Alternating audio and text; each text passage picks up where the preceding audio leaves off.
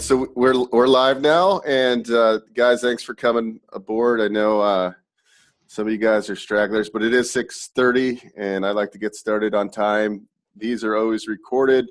We're also streaming live on our Facebook group, so I've got a very special guest today, and I saw this. At least I'm pretty sure it's going to be some of the same topics that I saw Neal present on in Atlanta, and it's like really, really good. I mean, I'm not an analytical guy, but this gives you like enough information where guys like me can actually figure out how to like do the basic kind of dive into like figuring out where the population's moving, and you can pinpoint it down to where the growth in that particular street is happening, which is amazing. And a lot of this data is available for free. Obviously, Neal has like a million different data sources he gets his information. Some of them are paid and stuff, but he's going to show us some free ones. He's going to show us the basics, and then he's going to kind of give us an overview of how he's actually putting it all together. I know a lot of you have seen Neal at our events, and actually Neal's a Bay Area guy, so a lot of you have attended things that he's been to, but some people that this is streaming live in the Facebook group, you haven't seen Neal. So you're in for a treat, and I'm going to have Neal kind of just give you an overview of his background, how he's so analytical, and he's such a data. I don't want to say data nerd, but a data nerd, but in a good way. Hey, no, that's good. Yeah, absolutely. I'm a data nerd and proud of it. You can see my geek horns if you look close. All right, Neal, why don't you kind of take it away and just give a little bit about your background, and then dive into your PowerPoint, and we'll go from there. Sounds good. So first piece of information, no PowerPoint today. This is a web demo. There's going to be demos of a number of different tools. There's 3 different tools that I'm going to show you how to use today, but no PowerPoint today. You guys are actually welcome to follow along. If you have an iPad, you can actually follow along with me, because this is a workshop, a demo, but no PowerPoint. So I'm going to start off by telling you that I am not real estate royalty like a whole bunch of people that have come on Bo's show. I don't have a broker's license. I haven't flipped 100 homes or closed 1,000 loans. I'm a tech guy, like a lot of you in the San Francisco Bay Area, a techie who accidentally fell into real estate through his day job in technology. My boss asked me to build campuses starting 2003. The first one was in Fremont, and then I just kept building them in different places, Sacramento, and so on and so forth. So when I was building that campus in my day job in tech, I learned a lot about real estate, and I fell in love with real estate, and then eventually I fell head over heels in love with multifamily real estate.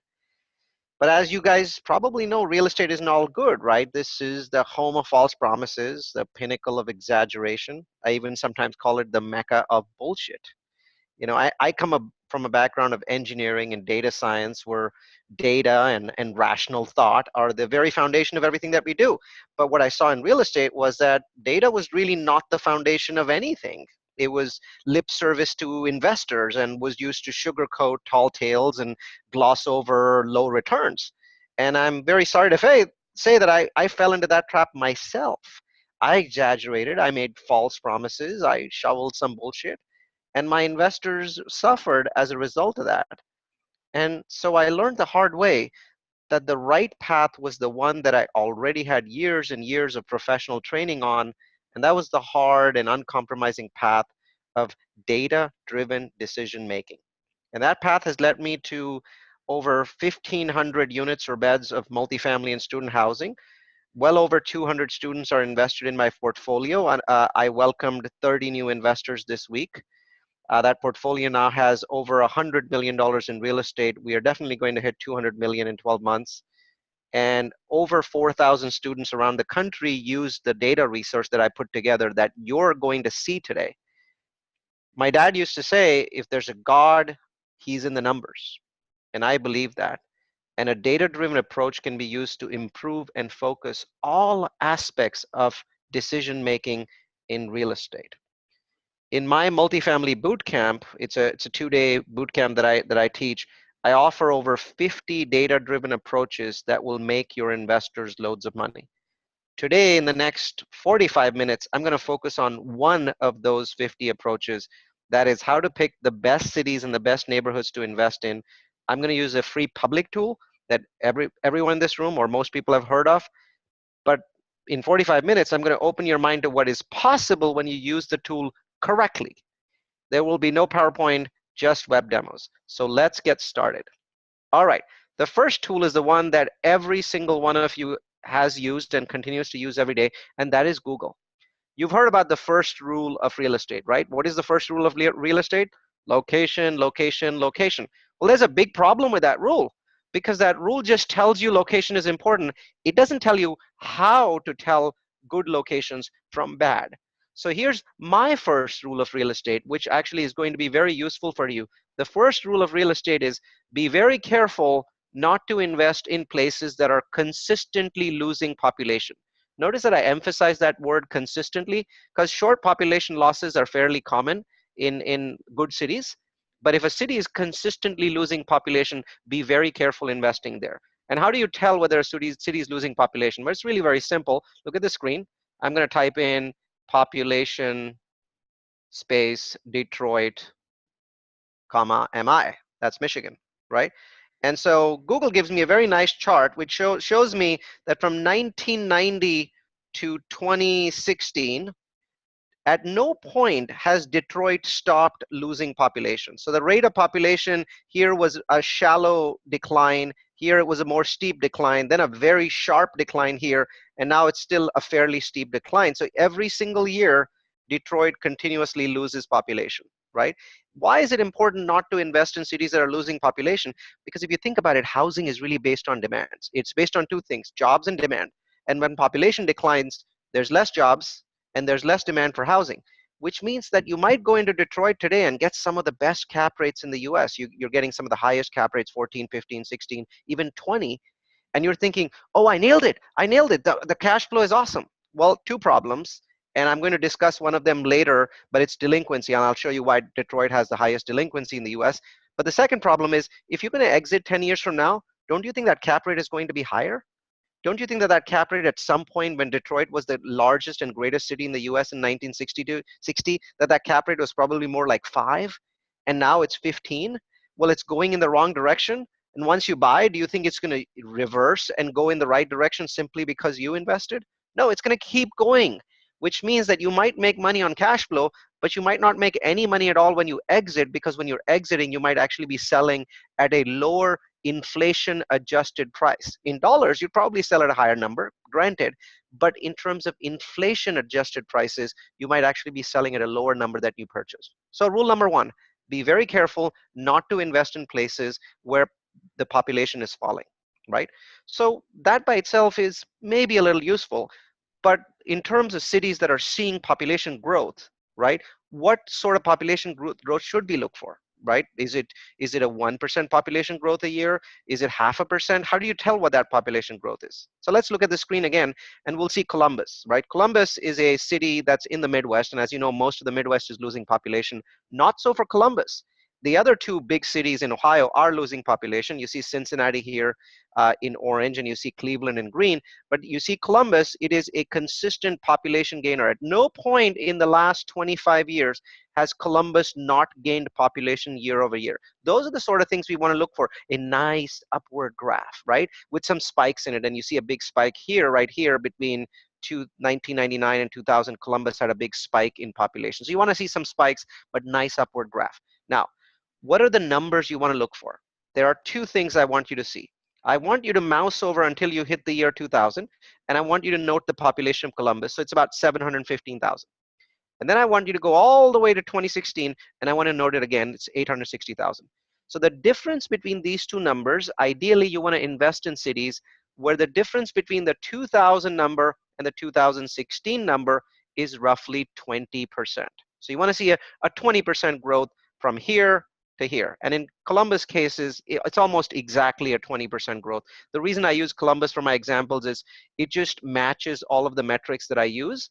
But there's a number of examples, like Orlando is going to be a little bit higher or lower than those metrics. But overall, you'll see that most cities in the US make sense with these metrics. So 20% growth. But you might say, wait a minute, Neal, don't smaller cities grow faster? And don't larger cities like LA grow slower? Yes. So the answer is, if the city is over 1 million people, then you can discount its growth and say, well, it doesn't need to grow faster than 15% over that same time frame. So 20%, if it's 500,000 to 1 million people, which is a lot of our cities, 15% if it's above, and then 30% if it's below 500,000, because cities below 500,000 tend to grow very fast. Why do they grow faster? Because there's less red tape. Red tape is what slows growth down. So as cities get bigger, they slow down.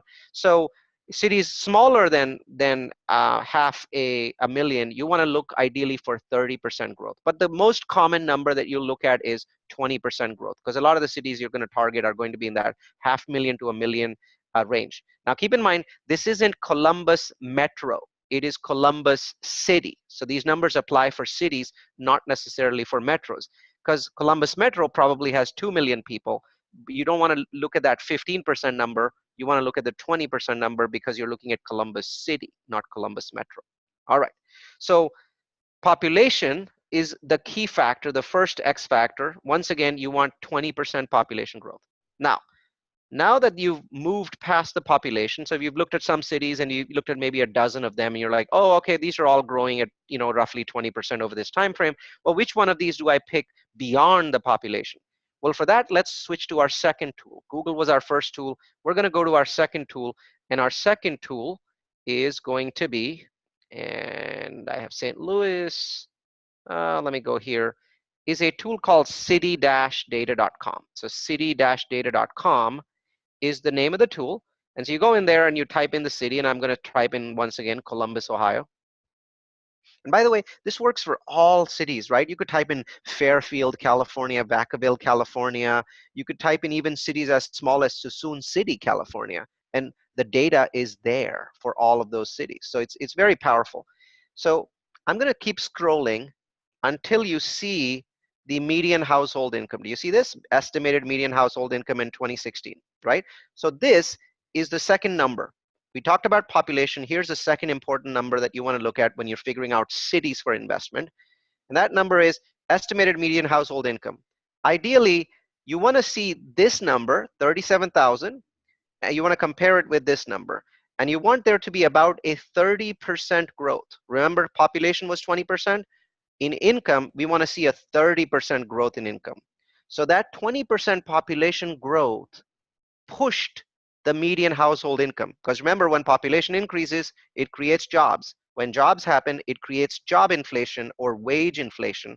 So a 20% boost there is giving us a 30% boost. And Columbus, once again, almost matches perfectly, because if I add about 30% to 37,000, I'm roughly going to end up at 49,000. So once again, Columbus meets our criteria. Yay, it's a good city to invest in from the perspective of median household income. And now let's look at the third number when it comes to looking at cities. Right below it is median house or condo value. Now, so what's happened so far? The population grew, and that population growth created jobs, and that growth of jobs created wage inflation, which created increase in household income. Well, that increase in household income now drove up the demands for home, which is why the last number is 40%. Between 2000 and 2016, I want this number, this 100,000 or 99,000, to go up 40%. And once again, Columbus is a great example, because it's roughly up 41% in that time frame. 41% of growth in Columbus. So the 20, 30, 40 rule worked really, really well for Columbus. Now, for most cities, it's going to be a little uneven, right? They might not exactly get there on income, but they got there on median household value. And if that's happened, that's fine. You don't have to have all of the rules match perfectly. But you'll notice that for good cities, strong growth cities with lots of jobs, you'll see that they'll jump through all three of these hoops and be just fine. There is a fourth hoop to jump through, and that is crime. So I'm going to scroll down lower on the page. So I'm going to keep scrolling until I hit a big blue table. There it is, big blue table. Come on. There it is. And so this table shows crimes, and it's got all the different categories of crimes: the murders, the rapes, the robberies, the assaults. And for our purposes, we're just going to skip all of those and go to the blue line at the end. Do you see this blue line? Okay, here's your fourth rule of thumb, and it's a slightly complex one. The fourth rule of thumb is you want the number on the left to be much higher than the number on the right. See, this number is 414, this number is 757. What that means is crime was very high in Columbus, But gradually over time, the city has gotten control of crime, and that crime has continued to decrease. And what I like is it's a very clean decrease, right? So it's not bumpy, it's not really up and down, it's very clean, consistent decrease. And now crime is below the magic number of 500. So what's the crime number? You want a city to be under 500, and Columbus meets that benchmark. It comes in at 414. So it meets the 500 benchmark, but then it also meets the other benchmark, which is a decline in crime. From 757 to 414 is an incredibly large decline in crime. So kudos to the City of Columbus Police Department. They definitely know what the heck they're doing. So that's our 4 metrics for cities. And if you're applying these 4 metrics, I can tell you right now, you're going to buy better than 90 to 95% of every investor out there in the US. So you're already in the elite, you're in the top 10%, but you're not in the top 1% because so far you're just good at selecting cities. How do you get to the top 1%? Well, by selecting neighborhoods, because neighborhoods matter more. Every great city has horrible areas. Orlando, Phoenix, all of these cities have, really ghetto areas that you never want to buy anything in, extremely crime-ridden areas. And so it's very important to really understand the neighborhoods. And that is what we're going to do next. I'm going to scroll back up until we get to this area that looks like a map. Do you see this? This is a map with gradations in it. I'm going to open this all the way. And let me see if I can F11 this so I can get, oh, oops, no, it doesn't want to do that. Never mind. Come on. Okay. Frozen? Okay, sorry. Bo, you can still hear me, right? Yeah? Oops. Yeah, you're good. You're good. Okay. Sorry, my screen froze for a second. I'm waiting for it to finish this screenshot and then it'll come back. All right, there we go. Okay, so let's move Bo to the left and zoom in a little bit. I'm gonna zoom in just a tad bit to 100. There we go.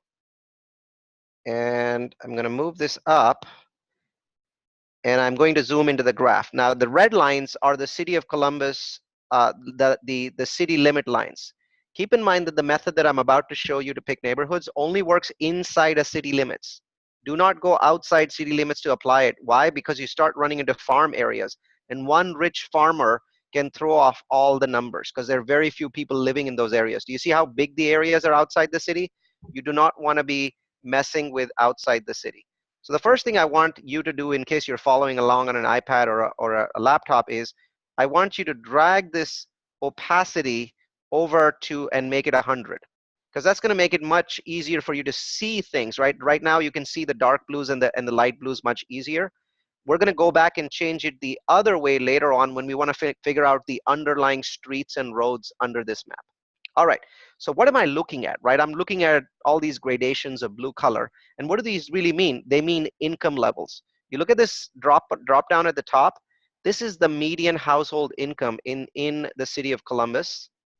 And this is the most recent value. If I click on this button, it's actually going to show me the change since 2000. But right now it's showing me the most recent value. So I think it's fairly reasonable to say that this is the richer part of the city right here, right? So you see this part here, very, fairly rich, fairly affluent because it's dark. And then there's another rich portion of the city right here. So this little odd shaped portion is fairly well off. But the rest of the city is not doing well. There's a lot of portions in Columbus, like most Midwest cities, that are very, very low income. And I'm going to show you the difference. It's very stark, right? So first we're going to pick the richest portion of the city. So this portion right here, if I click on it, it's going to show me, and Bo, can you give me a thumbs up to make sure that this box is visible on the right, on the screen? The Yep. 230,000. You're good. Perfect. So now you can see just how amazingly rich this portion of the city is. The median income, that's half the people above, half the people below, is 230,000. That's San Francisco Bay Area levels. And as you can see, as a result of that, almost nobody lives below a poverty level. Unemployment is practically zero. Remember, when we reach 3% unemployment, that is actually zero, because the last 3% of the people don't want to work. They do not want to be employed. And so 3% is effectively zero unemployment. And this area is at zero unemployment. And you can see median household or condo value well over 600,000. Now you might say, oh, I really want to invest in this area, Neil. No, you don't. Because in an area like this, you definitely are not going to get any cash flow. This is no different from investing in the San Francisco Bay Area. San Francisco is the most phenomenal market in the US. The Bay Area is the best market in the US for fix and flips. The Bay Area is not the best market in the US, not by a very long shot, for rental property. So if you're looking to buy and hold, this may be not the right place. But if you're looking to fix and flip in the city of Columbus, it's exactly the right place. This is where you want to fix and flip. Or maybe if you're brave enough to do new construction, sure, you might want to do that over here as well. So what do we do, right? So this doesn't work for us. Well, then we start looking at where else in the city can we go that we can target. Now, before we look at some of the nicer areas in the city that we can go, let me show you an extreme example of this city. Do you see this portion on the right in yellow? I just clicked on it. Now look at the income. Median household income has gone from 230,000 in my first example to 6,000. How is it possible for any area in any city to have a value of 6,000? The short answer is because it's abandoned. This area is abandoned. It is a dilapidated area that has now been abandoned. They're going to have a bunch of homes and warehouses and things like that, but nobody really lives here anymore, which is what drives this value down. And you can see the big reason for that. Residents below poverty level, 85%. So as you can imagine, this white area is primarily for homeless people. So very, very few people actually are live in a house, and if they're living in a house, they're certainly not paying rent for it. They're just squatting. And so clearly not an area for you to invest in. So be very careful to invest in these kinds of areas, because if they're not war zones, they could turn into one by tomorrow morning. So now I'm going to go back to my dark blue area and start clicking close to that area. So I'm going to click on this one and say, how's that? Well, 93,000, better, a little bit closer to, to where I want to be overall, but still a little bit on the higher side. So let's click on another one. And that's 121,000. I'm going to close that one, maybe pick this one, 94,000. So this cluster is a little bit too rich for what I want to do. So I'm going to go a little bit across the road. Now here's something very, very interesting. Haven't you heard that real estate is hyper local? It's extremely local. This gives you a perfect example. Let me zoom in so you see how close these areas are. So I'm going to zoom in here, right? And so you notice that this area, when I clicked on it, it was roughly, whoops, let's go up a little bit. It was roughly $93,000 in income, right? 93 grand in income. Now, so this was this area. Now, you notice this is probably going to be a street, a road, or maybe a railway line. The moment I went on the other side, income decreased drastically. It decreased drastically and went from $93,000 to $26,000. That's how hyper-local real estate is. When realtors who've been working for 20 or 30 years say things to you like, I know which side of the tracks, I know which side of the road, this is what they're talking about. And now you know it, and you actually know it better than that agent that has been working here for 30 years. You actually know all of the best areas that he should be looking at because you understand it. So let's zoom in and click on some of these areas and see if they're the right areas for us to invest. So $32,000 in income, we're getting there. How about this one here? 48,000, there we go. All right, I gave you 4 rules for cities. Here are my rules for neighborhood. When you're looking for neighborhoods, you want the median household income to be between 40,000 and 70,000. 40,000 on the lower end, 70,000 on the higher end. And this area meets that particular requirement. Oops, that's my yoga alarm, Bo. I gotta run over and get rid of that sucker. See? No yoga because of you, Bo. Alrighty. Okay, back to the presentation. So 48,000 is right in the middle of that sweet spot. Now, why is it important not to look beyond 70? Well, that's actually a soft limit. You can go as far beyond as you like. You can go to 80 or 90 or 100. But as you go higher in median household income, you're going to see a decline in cash flow. right? So if you're like me, I'm a very conservative guy. I'm Indian, so by nature conservative. I'm probably living in that 70 to 80,000 dollar range, and I don't mind the cash flow being low, but I want higher quality. So if that's your focus, if you don't want max cash flow, you can live in that 70 to 80 or even 70 to 85K range. But by the time you're over 85K, really whatever cash flow is there is gone. So if you're looking for cash flow, if that's your goal, and a lot of the people that are buying these kinds of turnkey homes are looking for cash flow, 40 to 70,000 is your sweet spot. You can go a little bit lower than 40,000 in the Midwest, but don't go much below that, because it's the bottom limit that really is challenging. Now, take a look at how much of a difference this made. Do you remember that portion that I showed you over on the far right that had $6,000 in income? Well, that particular area, right? The residents below poverty level were 88%, and now we're at 18. So let me give you my second rule of neighborhoods. You want to stay away from areas where the poverty level is above 10%. Okay. Now, if everything else looks good, I'll consider a poverty level between 10 and 20%. So it's not a hard 10%, but the higher you get, the more delinquency you're going to see, because people who are below the poverty level cannot cut you 12 checks in a year. You'll be lucky if you get 10. And so if a very significant portion of the people that are living in that area are below the poverty level, then you're going to have a lot of trouble collecting your rents. You're also probably going to have trouble with unemployment, though that's not the case in this particular area. So we're going to keep clicking, right? We're going to go click on this one, see what comes up. So that's actually the $26,000 one that we looked at. And I'm going to go a little further here, click on this. There we go. That's a very nice area. Very, very nice area. I like this one. So unemployment, 1.82%. So I really like that. So obviously this area is doing really, really well. Median contract rents are in line. So here's my next rule. The next rule of neighborhoods. Go into areas where the median contract rent is between 700 and 1100. Once you're above 1100, again, you'll have cash flow issues. You can keep going if you like. But 700 to 1100 is the sweet spot for rents. Below 700, once again, you're going into an area where people really don't have the ability to pay. And you're going to suffer because of that, because your delinquency costs, your churn, and your eviction costs are going to be very high. So median contract rent, 700 to 1100. Unemployment, so here's the last rule of neighborhood. You do not want the unemployment to be more than 2% higher than the city.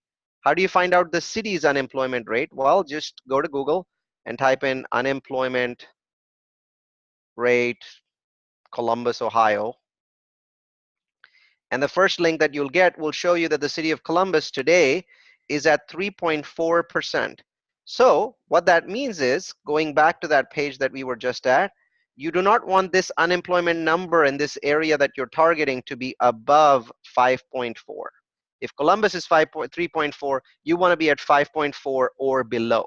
And you might say, well, Neal, why shouldn't we be below 3.4? Well, the short answer is because the A areas and the B areas are always going to be below. And if you're cash flowing, most of the time you're buying C property, right? You might buy Bs, in which case go for, match Columbus's unemployment rate. But if you're buying C properties, which is fairly common with people that are doing either, flips and fixing them, or doing buy and holds for cash flow, so you are buying at the lower end of the spectrum. So you can go a couple percentage above. And you'll notice that as I keep clicking through the city, I'm going to come across some interesting examples of what is possible in terms of unemployment. Did you notice this area is at 20% unemployment? It is no more than 2 miles away, maybe even a mile and a half from the area that I just clicked. That area was at 3.8% unemployment. This is at 20%. That's how hyper-local certain cities are. And certain cities, by the way, are more hyper-local than others. So a very good example of a city that's hyper-local is Memphis, right? High crime cities tend to be hyper-local. So Memphis is a high crime city. As a result, Memphis is a city where a Class A and a Class D can be next to each other, right? You've heard of Class Cs, right? What's a D? Well, D is one of those places, as you go past it, you might find that an extra piece of lead is lodged in your shoulder, all of a sudden, or somewhere besides your shoulder, if you know what I mean, simply because you're walking past it. And in Memphis, A's and D's can actually coexist on the same street. So Columbus is not as hyper-local as Memphis, but it is fairly local. You notice that as I move from one area to another, the numbers change a great deal. They change quite a bit. So this one's 57,000, and here unemployment was 3.5%. And this piece of yellow, area was roughly 200 or 300 yards away from this other area that I showed you with the 20% unemployment. See, right here, look at the difference. So it is fairly local. And by the way, as you notice, once you start hitting these areas with low incomes, like $15,000 in income, you start seeing poverty levels that are absolutely unacceptable for rentals. 30% poverty level mean you will never make a dollar on your property because your churn rate, your turnover costs are going to be staggeringly high. So don't even go there, and don't say, oh no, I'm getting a really good deal. You're not getting a really good deal. You're getting a really cheap deal, which is cheap because nobody else wants it. Nobody in the city of Columbus wants it. And there's lots of rich people here. I just showed you some of them. They know about these areas. They don't want to touch anything there. So be careful. All right, so those were all of your rules. I gave you 4 rules for cities and 4 rules for neighborhoods. And these by themselves make you kind of in the top echelon of investors. You can now find amazing, amazing deals in all sorts of cities in the US. The one last piece I want to show you is this. I'm going to zoom out just a little bit. So this is a more advanced approach. Remember there was this button here that said percentage change since 2K?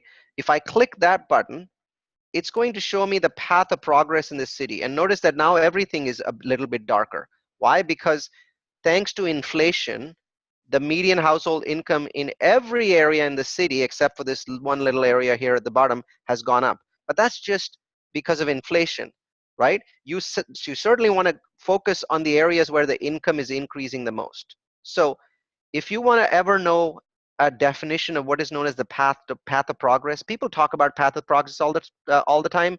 For the first time in front of you is the real path of progress. I'm going to mark it out for you. Here it is.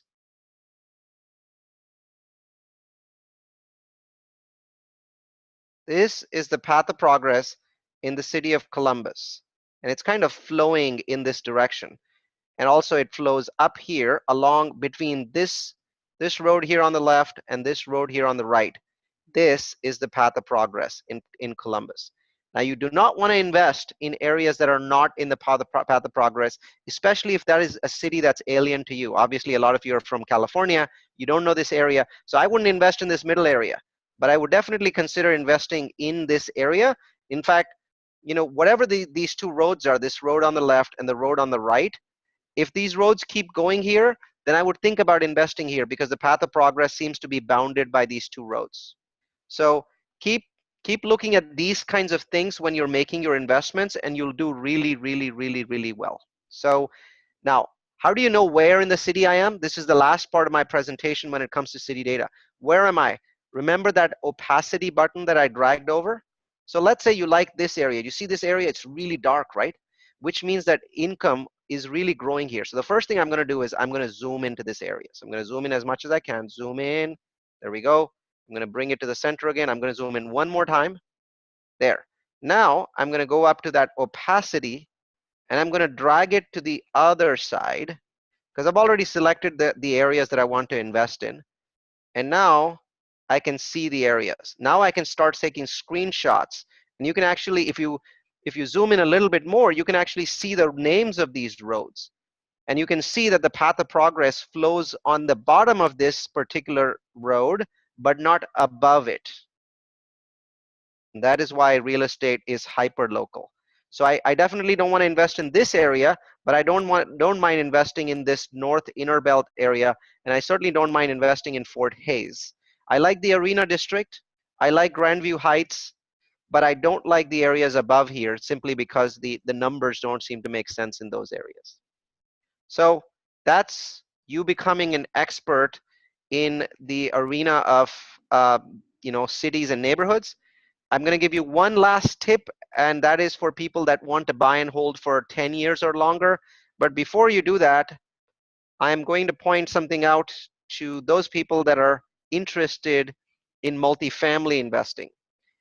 Here's a fact for you. Multifamily has proven to be one of the best asset classes for long-term wealth accumulation. Not necessarily get rich quick, but get rich slow, but get rich sure. And that is why I teach a boot camp. I call it the last honest apartment boot camp in America. And it makes you 3 unique promises.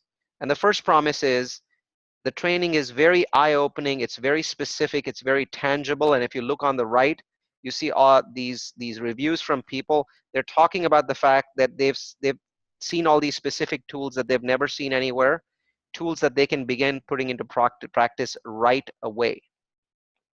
My training is also pitch free. In fact, you're now listening to the pitch for my training. There is no upsell. There's no coaching, no mentoring, no tapes. There is no second level of buying. When you come in and take the boot camp, you will get 12 hours of concentrated learning and 0 seconds of pitch. I promise you that. And here's the proof. The multifamily bootcamp was 100% sales feed training, lots of content, resource, and tips you can use right away, and no sales pitch, all training. And the last promise is it's filled with shortcuts and secrets and strategies that you've never seen before. Everything that I showed you in the last 40 minutes, every single thing I invented myself. I'm a data scientist, and I applied that data science to City-data and came up with it myself. I haven't picked it up from a book. I haven't picked it up from bigger pockets. It's invented here. You saw one of my 50 plus different strategies that are unique. Here's Isosa. He's taken 5 different boot camps, including a $40,000 one, and look at his comments. Isosa actually believes that my boot camp was the best he's ever attended, and he's attended Dave Lindahl's $40,000 boot camp. So if you're interested, the multifamily boot camp, and I'm going to skip past these, is going to basically teach you everything you need to know about buying multifamilies with other people's money. That is what you're going to learn. Everything that you need to buy other people boot camps with other people's money. If you're interested, go to multifamilyu.com. That's multifamilyu.com. This code doesn't work anymore, guys.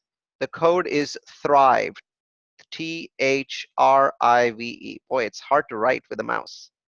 How about this? Let me try this. Oh, that works. There we go. THRIVE. So that's the code that gets you $300 off. With the after the code gets, knocks $300 off, it's $1,000. It's meant to be incredible value for money. You're going to be with me 2 weeks in the evenings, 5:30 to 7:30 Pacific, live. I'm going to be teaching you just like I teach now, with one exception. I have a second monitor, and as students type in questions, I answer them. So I don't wait until the end. I answered 600 questions in my last boot camp. So continuously answering questions. Every session is live and recorded and is available for playback for you the next day in case you miss one. Most importantly, my action plan is index linked to those recorded sessions. So 90 days later, if you're buying a multifamily and you want to know how to pick a property manager, you go into your action plan, scroll down to the property management section, and it tells you which video to watch, how many minutes to watch, and all of a sudden you're an expert on picking property managers. So check it out. Multifamilyu.com has huge number of free resources as well. And now I'm going to give you your last tip of the day. So there's this website that I really, really love, and it is called weareapartments.org. Now, this is an apartment website, but actually works for anybody that is interested in long-term growth, right? So you want to know what cities have the best long-term growth? Well, I can tell you that if you click on the metros on weareapartments.org, that's with an S.org, you can look at every city in the US. These are all the big cities in the US, and it'll tell you what the demand is for the next 13 years. Why is this important? Because a recession is coming. We all know a recession is coming. We all know that it might last a year. And so it's important to understand which cities are going to weather that recession well because they have long-term demand. Here's a city that may not do well, okay? It's Pittsburgh. Not a bad city at all, But as you can see, the demand for apartment household growth or rental growth and the population growth are really up and down. So right now seems to be a peak, and that's why you're hearing good things about Pittsburgh, but the population is projected to fall and then just kind of goes up and down. As a result, its supply and demand curves are not impressive. So you see this red line here, that is the projected supply line of incoming apartments. And you see this light pink shaded section, that is the demand. And I don't like the fact that many of the years the demand is actually lower than supply, and it very rarely ever gets higher than supply, which is why I certainly will not be investing in Pittsburgh, especially not for the long term, where the demand is going to be substantially below supply. That can't be good for rents, especially because you've got lots of other awesome options in the US like Phoenix. Here's a look at Phoenix. Look at how nice the supply curve is. Population growth straight up. Apartment household growth straight up. And when we look at the new construction, this is the supply and this is the demand. Is it fair to say that at no point in Phoenix is the supply matching demand? And if supply isn't matching demand, it's a good place for buy and hold. It's a good place for fix and flip. It's a good place to move to if you don't like the San Francisco Bay Area. So these are the sort of trends that you want to look at. Here's another metro that's a favorite of mine. Atlanta, the supply-demand gap is even higher in Atlanta. So that's another place to look at when you're looking to invest. And of course, you know, a lot of you are Californians. There's a bunch of Californian cities in here. So you get some very interesting insights when you start looking at Californian cities. The reason I didn't pick California, even though many of you are Californian, is you're going to do that anyway. I wanted to highlight the rest of the US to you because you're going to be filtering and picking Californian cities as you go through this list. San Jose, for example, here you go. So San Jose, not very interesting in the long run, right? Because why? Because San Jose has a lot of new construction projects. There's the supply is quite significant. This doesn't mean San Jose is not a good city to invest in. For fix and flip, it is considered to be the #1 city in the US. But if you're doing apartments, if you're doing long-term rentals, the city is doing well in taking care of its needs. So supply is going up together with demand. Keep in mind, this is weareapartments.org, not wearesinglefamily.org. So they are showing you apartment data, but a lot of it does apply to single families. So hopefully you enjoyed that particular link. And now if you want to continue the learning journey, everything that I've taught you plus about 100 times this is stored at a link. And here's that link. I'm going to give you the link. Oops, let me see if I can find it. There it is. So I have a toolkit. It is called the Real Estate Trends Toolkit. And in the toolkit, I put together my trends presentation, which is a shootout of the top 80 cities in the US. As you can imagine, a dozen of those cities, maybe even more, 15 of those cities are California. And so it really ranks those cities, right? So top 10 shootout results for fix and flip, for appreciation, and for rental growth. So that presentation is in here. The PowerPoint deck is in here for those that are lazy and want to go through it very quickly. But more than that are my videos. So trends videos about mass migration from California, about mortgage rates and their impact on the market, how long can the market stay strong. All of those videos are in there. And then my articles are in there. For people in California, the affordability crisis, people will enjoy reading about this. The tax reform and its impact on California is significant, so read that particular document. And for those of you that want to know why is it that everyone projects that homeownership in the US will decline continuously over the next 3 decades, you can read any of these 3 reports. The one on the right, Myers and Lee, is my favorite. So it really explains homeownership trends and why we are seeing decline in homeownerships. And then below that is a lot of fun stuff. Basically rankings, strongest housing markets, hottest housing markets, where to invest in housing in 2018. Basically all kinds of ranking for single family and multifamily, and then all kinds of trends below that. So the first one is the impact of tax reform. The second one is inventory crisis. The third one is millennials. The fourth one is senior housing. The fifth one is rent control. Let's see, foreign investment is in there. So you've got a lot of different interesting trends that are impacting real estate, regardless of what it is that you're buying. All of those trends are in there. All of my webinars are in there. The show and tell, which you just looked at, and then a bunch of different webinars from me and other presenters, some rock star presenters in there. And lastly, for people that are into large multifamily, this link is incredible because it has city by city trends for multifamily for every city in the US, and it's free.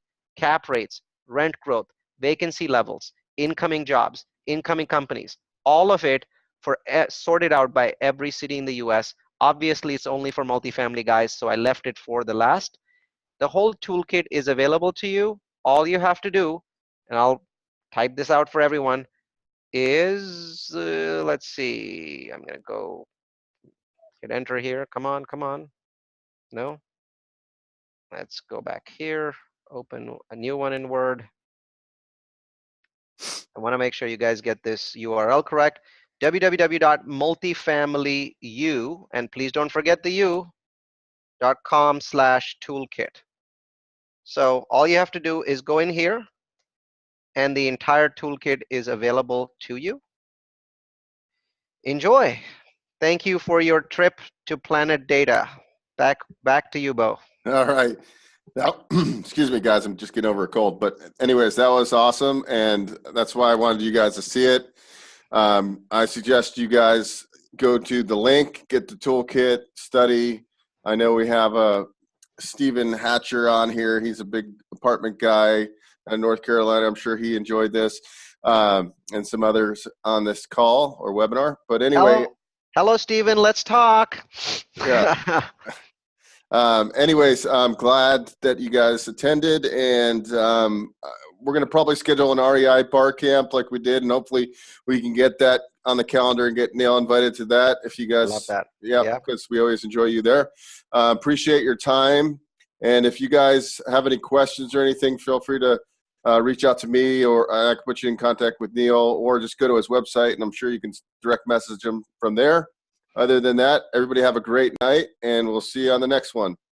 See you guys. Thank you, Bo. Thank you Good so night. much.